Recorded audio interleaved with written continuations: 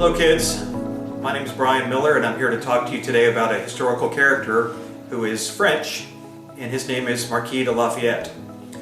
My daughter would want you to know his full name, which I have not memorized and she has, but his full name is Marie Joseph Paul Yves Roche Gilbert Marquis de Lafayette. Now that's a mouthful. That's a lot of names. He went by Gilbert, which I hope I'm saying that right, but we would say Gilbert in America. Marquis de Lafayette is his title, like Duke, Duchess, King. And his father was also the Marquis de Lafayette before he passed. So I learned something interesting when I was doing a little bit more research on this character. I first learned about him when I was in college, and I became a big fan, as you can probably tell. He was responsible for us winning our independence at Yorktown, which is not very far from here in Chesapeake. But what I found was, in modern history, September 11th is a pretty big deal. We all learn every year about September 11th and what happened to the World Trade Center. But if you had a time machine and you could go back to September 11th in other periods of history, that's also an important date. On September 11th, 1759, a British cannonball impacted Marquis de Lafayette's father. His name was Michel Louis Christopher Roch Gilbert Paulette de Motier Marquis de Lafayette. Another mouthful. He was killed when Lafayette was 2 years old, so Lafayette never knew his father. And the British killed him, and he held a grudge for quite a while. He was not a fan of the British. Then at age 12 in 1769, his mother passed away, so he was an orphan, and he became a very rich orphan. And back then, you got married at 17, his wife was 14, it was an arranged marriage, he was well connected due to his money and his status, and he happened to go to dinner. And he went to dinner with the King of England's brother. So he went to this dinner, and the King of England's brother was there, and he was talking about these American colonists that were fighting for freedom and liberty, and they didn't want to be ruled by a king. Lafayette thought this was pretty cool. As you would expect, young people like to have a cause and fight for it, and they get excited about things, and Lafayette was no exception. He was a huge revolutionary, just created by one dinner. I can relate because I was one of those people when I became a fan of Lafayette. I was young and excited and in college, and I thought this is who I am really a fan of. So Lafayette decided to go to America and fight for the English, or fight for the Americans against the English. The King of France told him, nope, you can't go. You're not allowed to go. So like a lot of rebellious teenagers, he said, I'm going anyway. So he went to Spain and bought his own ship and sailed to America to fight for independence. So there's a little more to the story, but first I want to point out this is the famous painting of the surrender at Yorktown. It's a reproduction. The original hangs in the United States Capitol in the Rotunda. So if you ever watch the news, if there's ever a big funeral in the Capitol and they put someone in state in the center of the Rotunda, this painting is about the size of a car, and it hangs on the wall. And in the painting are the British surrendering and the Americans and the French on the either sides that are accepting the surrender of the British Army. This would not have been possible were it not for Lafayette. Alright, so the story of Lafayette has been told many times. There are hundreds of books written about him. Some of the books won't agree with each other. As is with history, you're going to find things there's no exact fact. It's just people's version of the story. But there's a French company called Limoges, and they make fancy dishes and things like that, and they make a lot of collectibles. And they made a series of 6 plates. And these are not particularly valuable, but they tell the story of Lafayette. So I use them when people come over to my house. I use them to tell people about Lafayette. So in this one, Lafayette meets an American agent named Silas Deane and signs up to be a part of our army. The plates on the back have the story in French, which I unfortunately cannot read, but your teacher is going to help you figure out some of those words. The Americans weren't too keen on French soldiers coming over because they all wanted fame and glory. They wanted to be officers and tell people what to do. They didn't really want to fight. So Lafayette came over on his own ship. He landed in Charleston, South Carolina. He was seasick the entire time. He was 17 or 18 years old. They couldn't land in Charleston because it was occupied by the British at that time, so they landed at a private farm, and they traveled on horse, wagon, and by foot. They managed to get all the way to Philadelphia. They knocked on the door of Independence Hall in Philadelphia and said, "We would like to volunteer to be generals in your army." And basically they were laughed at. They said, "We've got enough generals from France, we don't need any more, go home." Well, he wasn't about to go home, so he went to introduce himself further, explained his connections. This man, Silas Deane, had sent a letter ahead, and even though people were very against French officers, who particularly if they did not speak English, they didn't want anything to do with them. So here's a man coming from France who doesn't speak very proper English, but he did know a little bit, so he was able to get by. And they said, "If you'll serve without pay, and if you'll pay for your own troops, then you're hired." So he became a general, but they gave him to George Washington, and they said, "We need this guy's money, we need his connections, we don't want him to really do anything, we want him just to hang out with you and get some glory." So George Washington immediately fell for Lafayette. Washington could not have children of his own, he had no heirs. Lafayette did not have a dad or a mom. So George Washington, which is right here, became a father figure to Lafayette. And they trusted each other extremely well. When most everyone had an agenda where they were going to do what was good for them, Lafayette was very loyal. So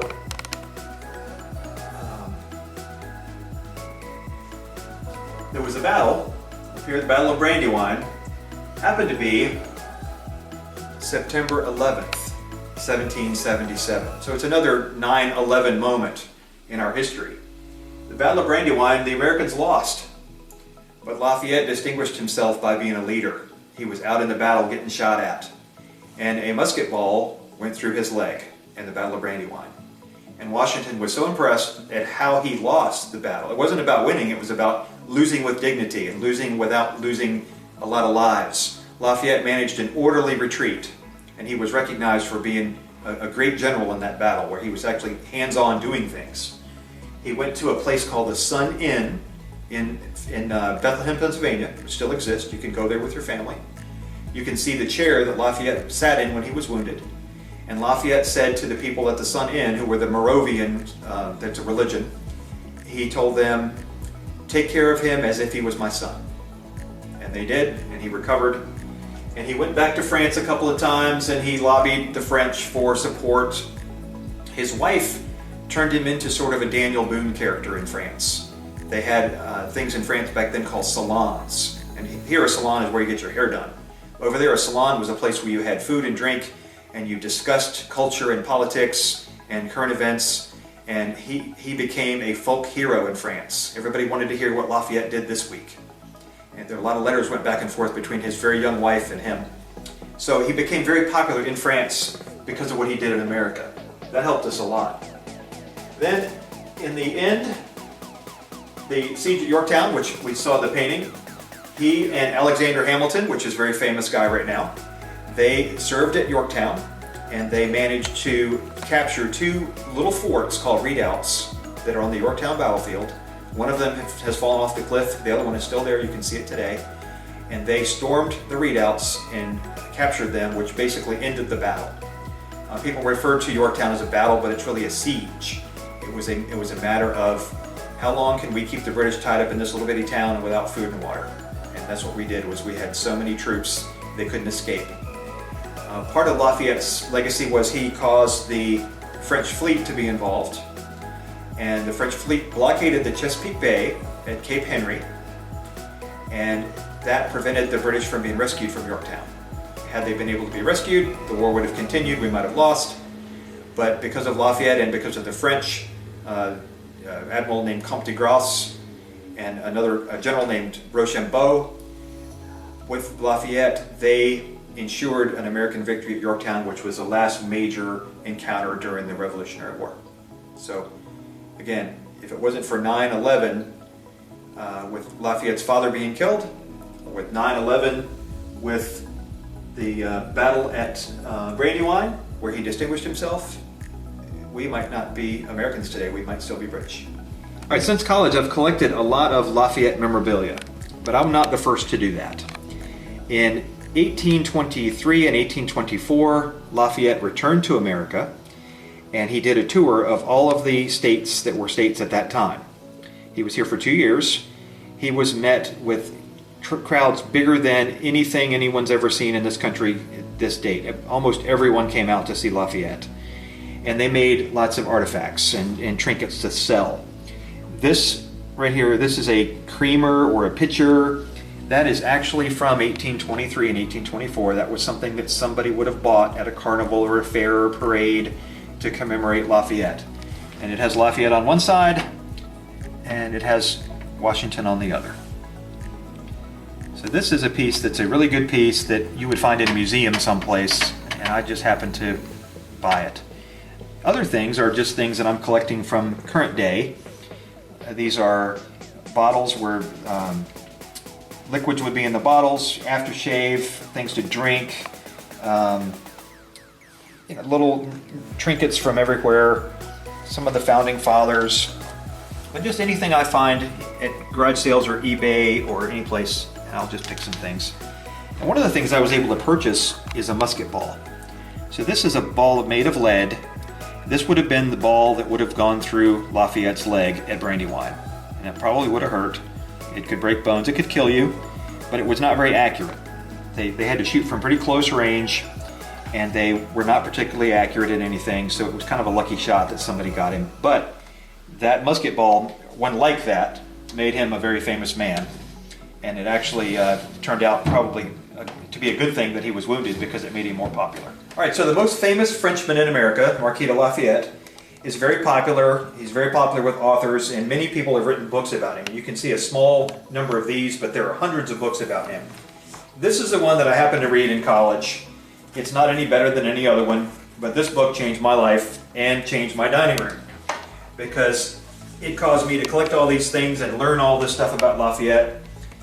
A more recent book is by Harlow Giles Unger, and if you want to look, he chose this painting as the cover of his book, and he speaks about Lafayette quite a bit. He's an active author. One of the things that I like about books is I like to read books that are closer to the event, because when you have a book written today about something that happened 250 years ago, they're looking at it through their eyes of today. However, this book was written 100 years after the Battle of Yorktown, so probably about 150 years ago. This is a pretty old book. I haven't read it. I'd like to. It's on my list of things to do. But this would be a more accurate account of what actually happened, because these people probably saw the battle, or their grandfather did, or their dad did. I have a very good friend of mine who used to be a French teacher, and he knew I was a big Lafayette fan, so he gave me a letter written by Lafayette. And this letter is just a simple letter of introduction. Hi, this is Lafayette. This is a friend of mine. You should give him a job. That's pretty much what it says. This is a translation below it that says what the letter says, but I like it because Lafayette wrote that in his own hand with a quill pen dipped in ink, and it was sealed with a wax seal, and it got mailed, and this letter is probably from 1803, so it's a pretty old letter. Now the other part of Lafayette, which is not quite as important to us Americans, but it is noteworthy, he went back to France after the American Revolution, and he decided that France needed to be free just like America. So he was very instrumental in the French Revolution, and they've had several, and I don't know a lot about French history, but the revolution that happened during Lafayette's time, he was in the middle. The royals thought, this guy is dangerous. He doesn't like royals. He likes freedom. He likes democracy. The peasants in France thought, Lafayette's a royal. He's a marquis. We can't trust him. So neither the king nor the citizens of France trusted Lafayette, even though he tried very hard.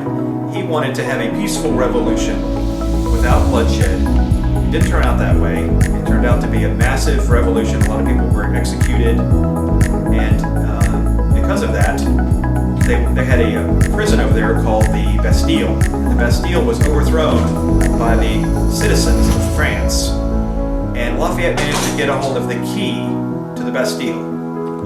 And this is a reproduction of the key to the Bastille, or one of the keys.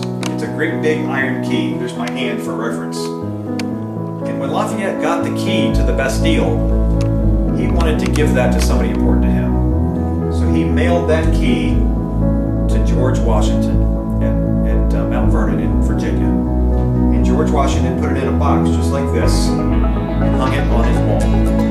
And if you go to Mount Vernon today, you will see this key on the wall that Lafayette had in his hand, and he sent it to Washington as a token of, look what you've done for me, Washington. You have trained me about freedom and liberty, and we were trying to do that in France. So, unfortunately, he went to jail for many years. His wife went to jail with him. His daughter went to jail with him. But it turned out good. It was a good story. The Americans helped him get his release, and he became free again. And by the way, he named his daughter Virginie after the state of Virginia. He named his son George Washington Lafayette. And then he came back on a grand tour, which I mentioned earlier. Lafayette came back to America after he was released from prison. He came back in 1823 and 1824. And he toured all the states. And he also spoke to Congress. His picture hangs in the U.S. House of Representatives next to the Speaker of the House, because he was the first foreigner to speak to the joint session of Congress. So he's a very important person for us. He was one of the first real foreign visitors of any importance to come, and we threw the biggest party we've ever thrown in the United States for Lafayette. And so many places are named for Lafayette that you wouldn't think of. It's easy to think of Lafayette, Indiana, Lafayette, Louisiana. That makes perfect sense.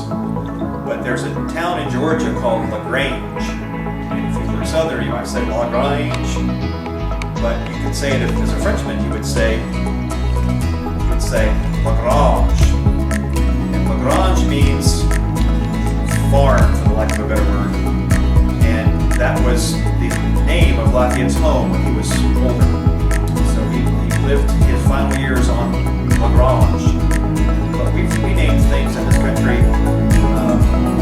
Fayetteville, North Carolina is a big place named for Lafayette. So there's over 90 counties named for Lafayette, cities, schools, you name it. So my goal, and the reason I've asked to speak to you about Lafayette, is I don't want him to be forgotten. He's very important. Without him, and without those two pivotal things on 9/11 that happened back in history, we might be British citizens today. So it's very important to know our history and to examine not only the French language, but also talk about